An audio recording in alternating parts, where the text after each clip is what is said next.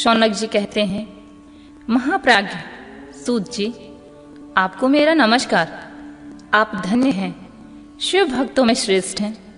आपके महान गुणों का वर्णन करने योग्य हैं। अब आप कल्याणमयी शिवमय पुराण की श्रवण की विधि बतलाइए, जिससे सभी श्रोताओं को संपूर्ण उत्तम फल की प्राप्ति हो सके।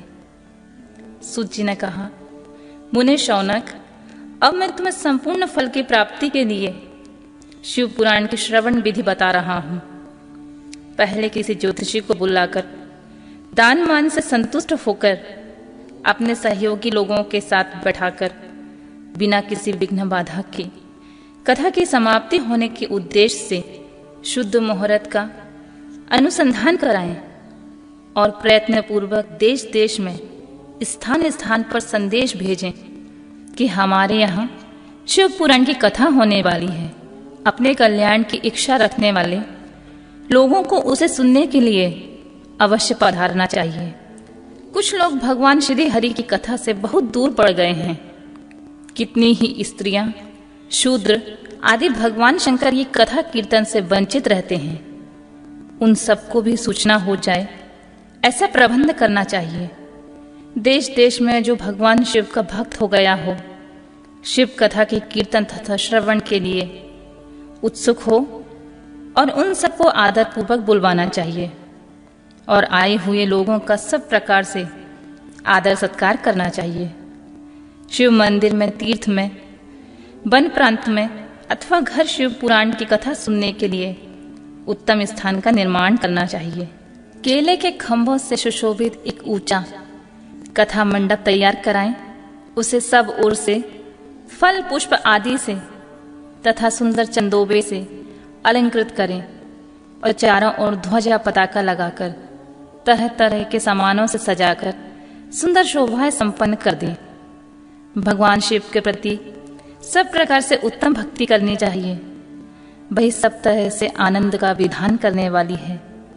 परमात्मा भगवान शंकर के लिए दिव्य आसन का निर्माण करना चाहिए तथा कथावाचक के लिए भी एक ऐसा दिव्य आसन बनाना चाहिए जो उनके लिए सुखद हो। मुने, नियम पूर्वक कथा सुनने वाले श्रोताओं के लिए भी यथायोग्य सुंदर स्थानों की व्यवस्था करनी चाहिए। अन्य लोगों के लिए साधारण स्थान ही रखने चाहिए। जिनके मुख से निकली हुई वाणी देहधारियों के लिए कामधेनुओं के समान अभीष्ट फल देने वाली होती है। उस पुराण वेता विद्वान वक्ता के प्रति तुच्छ बुद्धि कभी नहीं करनी चाहिए। संसार में जन्म तथा गुणों के कारण बहुत से गुरु होते हैं, परंतु उन सब में पुराणों का ज्ञाता विद्वान ही परम गुरु माना जाता है। पुराण वेता पवित्र, दक्ष, शांत, ईर्ष्या पर विजय पाने वाला, साधु और दयालु होना चाहिए। ऐसा प्रवचन कुशल विद्वान इस पुण्यमयी कथा को कहे। सूर्योदय से आरंभ करके 3:30 प्रहर तक उत्तम बुद्धि वाले विद्वान पुरुष को शिव पुराण की कथा सम्यक रीति से बांचनी चाहिए। मध्यकाल में 2 घड़ी तक कथा बंद रखनी चाहिए, जिससे कथा कीर्तन से अवकाश प्राप्त लोग मलमूत्र का त्याग कर सकें। कथा प्रारंभ के दिन से 1 दिन पहले व्रत ग्रहण करने के लिए वक्ता को शौर्य करा लेना चाहिए। जिन दिनों तक कथा हो रही हो उन दिनों प्रयत्न पूर्वक प्रातःकाल ही सारा नित्य कर्म संक्षेप में ही कर लेना चाहिए। वक्ता के पास उसकी सहायता के लिए एक दूसरे वैसा ही विद्वान स्थापित करना चाहिए।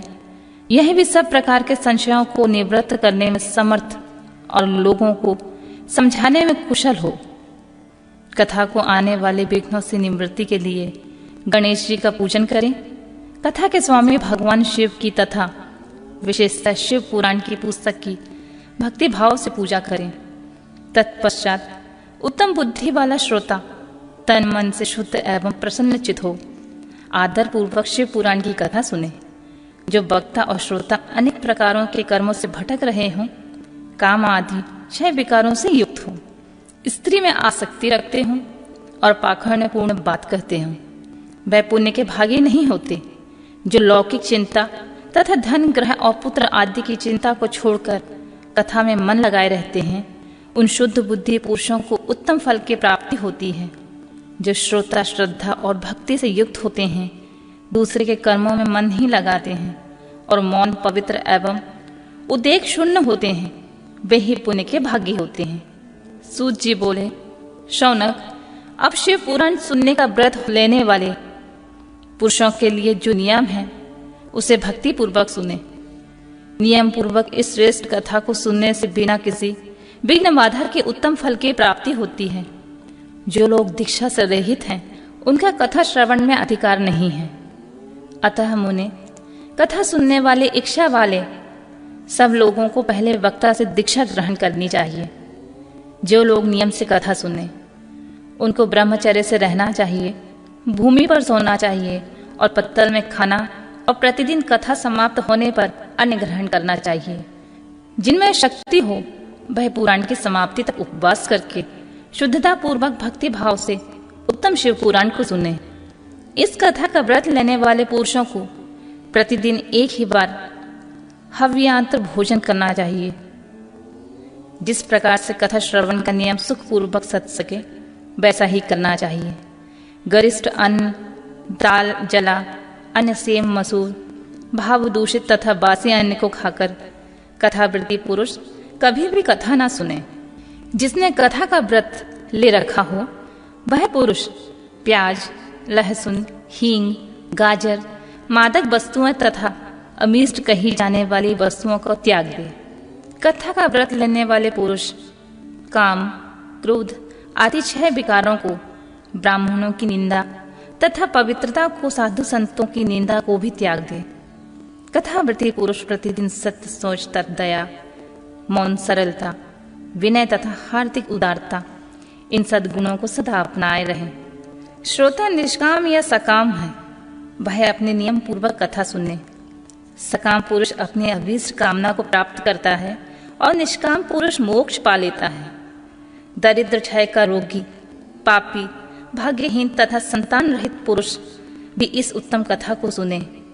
काकबंध्या आदि जो 7 प्रकार की दुष्टा स्त्रियां हैं, वे तथा जिनका गर्भ गिर जाता है, वह इन सभी को शिव पुराण की उत्तम कथा सुननी चाहिए। मुने, स्त्री हो या पुरुष, सबको यत्न पूर्वक विधि विधान से शिव पुराण की उत्तम कथा सुननी चाहिए। महर्षि, इस तरह शिव पुराण की कथा के पाठ एवं श्रवण संबंधी यज्ञोत्सव की समाप्ति होने पर श्रोताओं की भक्ति एवं प्रयत्न पूर्वक भगवान शिव की पूजा की भांति पुराण पुस्तक की भी पूजा करनी चाहिए। तदंतर विधि पूर्वक वक्ता का भी पूजन करना आवश्यक होता है। पुस्तक को आच्छादित करने के लिए नवीन एवं सुंदर बस्ता बनावे और उसे बांधने के लिए दिव्य डोरी लगावे, फिर उसका विधिवत पूजन करें।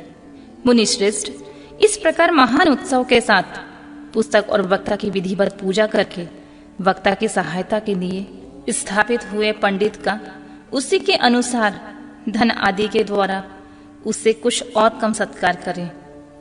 वहां आए हुए ब्राह्मणों को अन्य धन आदि का दान करें। साथ ही गीत, वाद्य और नृत्य आदि का महान उत्सव रचाएं। मुने, यदि श्रोता विरक्त हो तो उसके लिए कथा समाप्ति के दिन विशेष रूप से गीता का पाठ करना चाहिए, जिसे श्री भगवान रामचंद्र जी के प्रति शिव जी ने कहा था। यदि श्रोता गृहस्थ हो तो उस बुद्धिमान को उस श्रवण कर्म की शांति के लिए शुद्ध होम हवन करना चाहिए अथवा गायत्री मंत्र से होम करना चाहिए, क्योंकि वास्तव में यह पुराण गायत्रीमय ही है। अथवा शिव पंचाक्षर मूल मंत्र से हवन करना उचित होता है। होम करने की शक्ति ना हो तो विद्वान पुरुष यथाशक्ति हवनीय हविन को ब्राह्मण को दान करे। न्यूनातिरिक्त रूप दोष की शांति के लिए भक्ति पूर्वक शिव सहस्त्र नाम का पाठ अथवा श्रवण करे। इससे सब कुछ सफल होता है, इसमें संशय नहीं है, क्योंकि तीनों लोकों में उससे बढ़कर कोई वस्तु नहीं होती है। कथा श्रवण संबंधी व्रत की पूर्णता की सिद्धि के लिए 11 ब्राह्मणों को मधु मिश्रित खीर का भोजन कराएं और उन्हें दक्षिणा दें। मुने, यदि शक्ति हो तो 3 तोले का सोने का एक सुंदर सिंहासन बनवाएं और उस पर उत्तम अक्षरों में लिखी अथवा लिखाई हुई शिव पुराण की पोथी विधि पूर्वक स्थापित करें।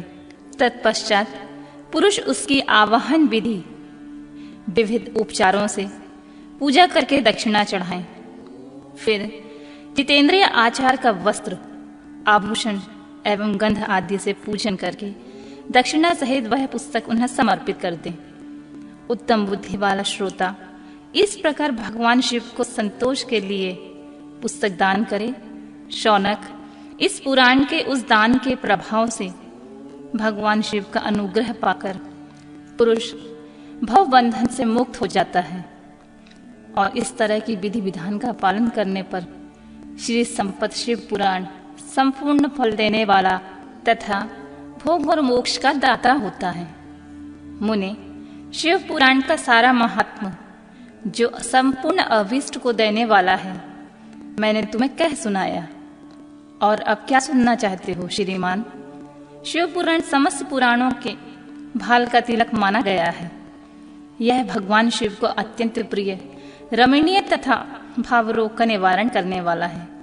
जो सदा भगवान शिव का ध्यान करते हैं, जिनकी वाणी शिव के गुणों की स्तुति करती है और जिनके दोनों कान उनकी कथा सुनते हैं, इस जीव जगत में उन्हीं का जन्म लेना सफल है। वे निश्चय ही संसार सागर से पार हो जाते हैं। भिन्न भिन्न प्रकार के समस्त गुण जिनके सच्चिदानंदमय स्वरूप का कभी स्पर्श नहीं करते, जो अपनी महिमा से जगत के बाहर और भीतर भासमान हैं तथा जो मन के बाहर और भीतर वाणी एवं मनोवृत्ति रूप में प्रकाशित होते हैं, उन अनंत आनंद घन रूप परम शिव की मैं शरण लेता हूँ।